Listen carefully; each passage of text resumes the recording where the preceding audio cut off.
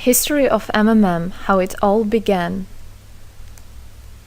Starting up of MMM, in 1989, Moscow Executive Committee in Leninsky District registered MMM as a cooperative society. It is in Russia. A few words about the leader. The MMM Cooperative Society was founded by Sergei Mavrodi and was one of the leading computer equipment distributors in Russia. Sergei Mavrodi, having a degree in maths, worked as a programmer and took part in the development of the first operating systems. Few words about his decision to make his own company is the fact that having worked as a simple worker from 8 to 5, he understood that freedom is the most important for him, because that work of 8 to 5 is literally a slavery. At any point, at any time, the company can throw you out and you'll be left without nothing, although you could have worked in that company for years and years. So he realized it. This is why he decided to create his own child, and he knew whatever his efforts will be, it will come back to him in form of dividends and income. Free of charge travel campaign. In 1992, the brand became universally recognizable after Mavrodi offered several times to all the residents of Moscow a day of free of charge travel in metro, Moscow subway. Pretty smart. Birthday of MMM. On October 20, 1992, the joint stock company MMM was registered. In fact, it is a birthday of MMM in the traditional form in which people got used to consider it. The shares of MMM on sale. February 1st, 1994, the shares of MMM went on sale, and people immediately began to buy them. Moreover, the company willingly bought them back on a new, higher rate, which grew very fast at about 100% per month. The company's principle today is always more expensive than yesterday worked perfectly. Few words about that. Why did he do that? As you might know, in 1991, the Soviet Union fell. So if until at the time of the Soviet Union, everything that there was in the country, like properties, different companies or whatever that was bringing some goods, was national. So any person of the country was entitled to have a share of that production, of that company. Everybody was equal. But when the Soviet Union fell, what it meant is that all the companies, all the properties had to be privatized. So you can imagine there is a company, a huge company. People worked there for years and years.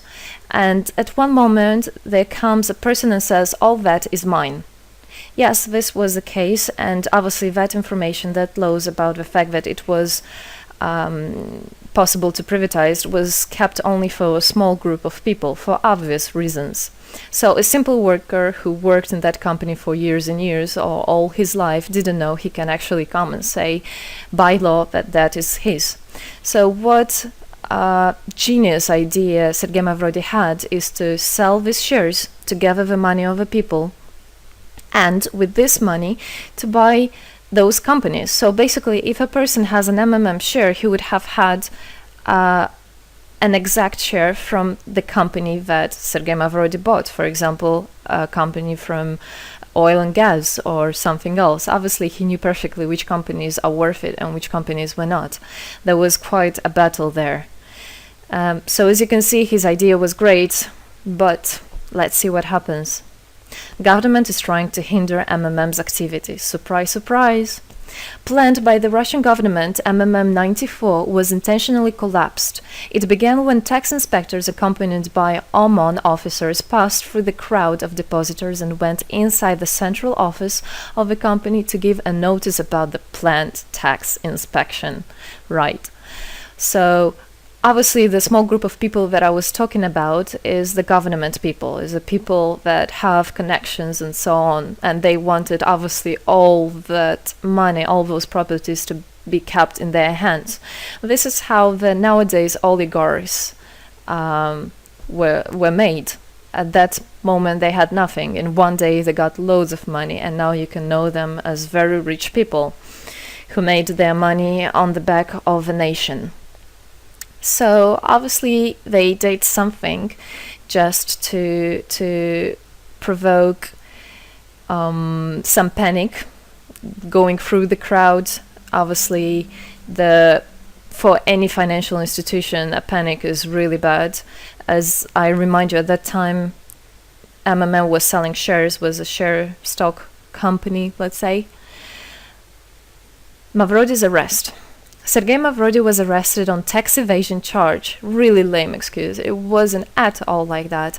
What happened, even the person that was in charge with giving the arrest, he told him that there was no other option for them. They had to do something, even though it was illegal what they were doing, but they had to do it as they were afraid of him. Because, as he said, another 2-3 months and in whole Russia there would be no government, no banks, nobody, only Sergei Mavrody, that who holds the money nowadays. This is in charge. So he was arrested, and his arrest was broadcasted live on all TV channels, obviously to show off more, to show people how bad he is, and actually the government didn't do anything wrong. On the same day, there was a storm of the central office of MMM. The company was prescribed to recover 49.9 billion rubles to the budget. Huge money. The question about the money in MMM 94 is open, as no one still can give an answer where it is.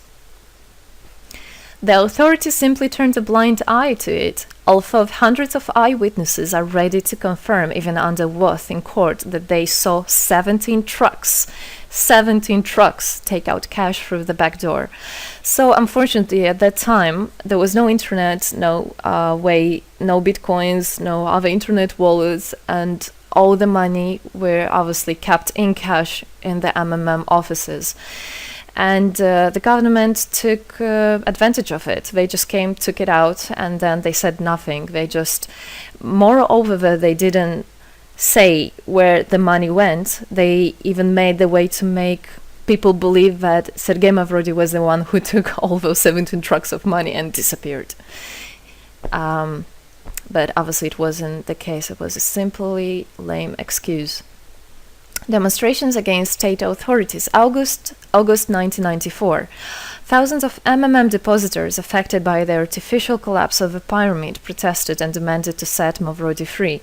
Actually, Mavrody could have used his powers and do huge, bigger protests, but he decided not to do that, as that would made as obvious a different protests of this type. It could be people injured or even killed, so he decided not to use people in this purpose. It was very noble from him to do that. MMM leader became a deputy. However, he found a way to get out of the prison. Being imprisoned, Sergei Mavrody had managed to register as a candidate for a deputy of the State Duma and was released from prison. He won the elections by a landslide and became the deputy of the State Duma of the first convocation. So, as a deputy in Russia, they have privileges. This is why, becoming a deputy, he was set free. The State Duma is against Mavrody. Surprise, surprise! The State Duma deputies deprived Sergei Mavrody of his deputy plenary powers due to his permanent absence at the Duma's meetings. That incident was the only one in New Russia's history. Sergei Mavrody wasn't interested at all in politics. It's not he hates politics, as he said it many times. So he became a deputy only for the reason to get out of a prison. That's it. He wasn't interested to go to at their meetings, as he himself considered as well the people there as being quite silly and not worthy to spend time with. But this was another lame excuse for them to deprive him by saying that he is absent. A candidate for presidency. The Central Election Commission registered the authorized representatives of the initiative group that had nominated Mavrody as a candidate for the president of Russia, but subsequently rejected a significant part of the signatures in the support of a candidate, and his registration was renounced. So, for obvious reasons, they did that again. They weren't interested into having a fair president, a fair leader on top of their head. Revival of MMM, January 2011. Sergei Mavrody renounced launching launching a new project of MMM 2011. Together we change the world. Previously, there were simply no analogues of similar systems in the world.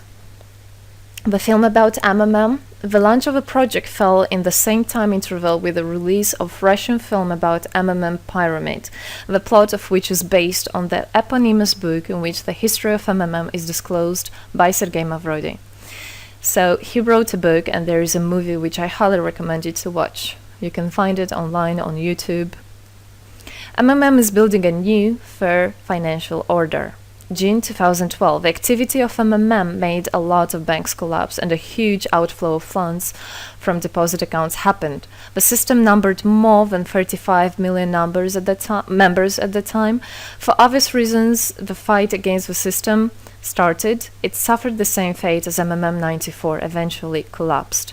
So what happened? A lot of banks, as I already said, had a huge outflow, and another minus of the system of that time was that it wasn't really quite a community, because the money was still kept by the managers in MMM. So it wasn't the same idea as it is now, comparing it now, where people exchange money between themselves. You don't need to put it in a central account. At that time, there were central accounts, and it was again used by the banks. They simply blocked those accounts that they identified as being of MMM and took all the money away, and that's it. There were no other discussion about that. Again, huge loss of money. People lost a lot of money. Sergei Mavrodi didn't get all of them. It was again the banks that took the advantage of it. MMM 2012 is just the beginning. I'll be back. Sergei Mavrodi announced the launch of a completely new MMM, World Mutual Aid Fund, MMM community. It speeded up since the first day, showing crazy dynamics on new members' registration. It has been decided to send 10% of the whole turnover on payments to the affected members of MMM 2011. So again, another genius idea. In order not to make central accounts, in order not to gather the money somewhere, now the money are spread directly between participant itself. You can just check in your account online whom you should transfer the money to. So MMM now is connecting all the people between themselves in exchange, so that they can exchange the money and get benefits of it. It's amazing and it's crazy, but it is true. MMM is growing. Some short facts. 2012, MMM started its development in India. It had great, huge developments.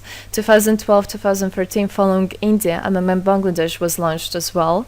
2013, MMM Indonesia was launched. 2014, MMM Hong Kong. And it's not the end. MMM Global, 2014. MMM Global started up in the spring 2014. It is a voluntary network, a community of millions and millions of people from more than 100 countries worldwide. So there is already MMM settled in Argentina, Brazil, Philippines, Hong Kong, and other, and all the rest of people in the world from all the countries of the world are able to participate as well. So they rebelled against the financial slavery and combined their money for this purpose. So how it is possible? MMM, the Republic of Bitcoin. Bitcoin is another genius idea to set the world free. For MMM Global participants' convenience, there were some 20 ideas on funds transfers implemented. From now on, all the countries where you can buy and sell Bitcoins can be registered in a branch of Free People of the Republic of Bitcoin. Thus, there is no barriers to develop MMM in small countries due to their restrictions on the international bank transfers. Banks. This is not something that we would want to use, as the banks can anytime put restriction on an account or even block an account and take all the money. Yes, the banks can do that. Read better your contract. So, Bitcoins is really genius idea to do that. Join MMM Global, join our community, set the world free. Don't hesitate, don't even think of going back, just go always forward. We are writing the history right here and right now. We are not going to be any more slaves working from 8 to 5, having pennies for that. We want to hold our own money and to get the benefits of it. I don't want a bank to use my money for their own purposes. I want us people, free people, to use our money, to exchange the money when it is needed, and to help each other. This is really a great idea. And join us, write the history here today with us, and together we will indeed change the world.